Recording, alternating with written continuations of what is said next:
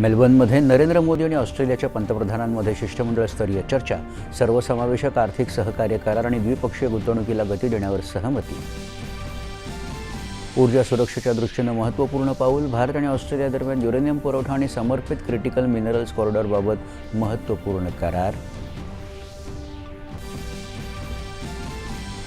संरक्षण क्षेत्रात भारत आणि ऑस्ट्रेलियामधील सहकार्य दृढ करण्यासाठी संयुक्त घोषणापत्रावर स्वाक्षरी, संरक्षण नवोन्मेष कॉरिडॉर उभारला जाणार.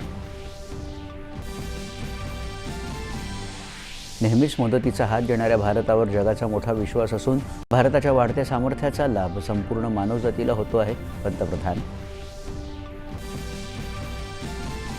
नाशिक कुंभमेळ्यासाठीच्या रिंग रोड प्रकल्पाच्या बदललेल्या संरेखनाची 3 दिवसात चौकशी करण्याची महसूल मंत्र्यांची विधानसभेत घोषणा, बळजबरीने भूसंपादन करणार नसल्याची ग्वाही.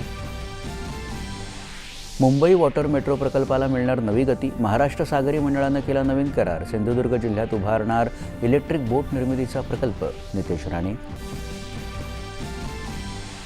आरोग्यसंपन्न वारी ॲपचं आरोग्यमंत्री प्रकाश आंबेडकर यांच्या हस्ते उद्घाटन, वारीतील आरोग्य सेवा, आपत्कालीन मदत आणि अत्यावश्यक सुविधांची माहिती मिळण्यास होणार मदत.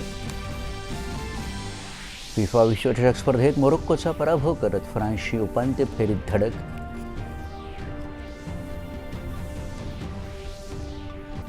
आणि